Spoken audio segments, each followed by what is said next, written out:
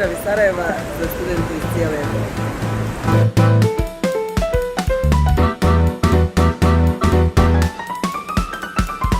Vi izključenost EFSA konferencenas organizacijom Komitesis.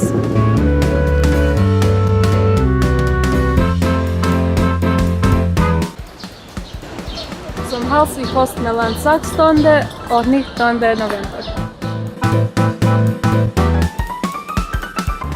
Hier, in deze mooie stad Sarajevo.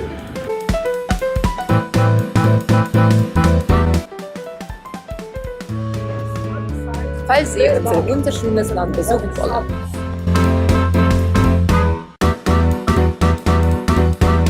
Jana Akuzete, ta epitagmataton si na telefon sa Sopolit in Evropi.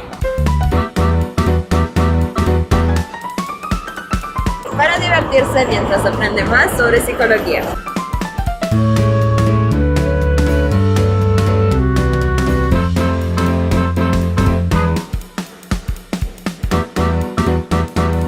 Pozivamo vas, abyste se zaregistrovali a byli súčasťou treća EFSA konferencije.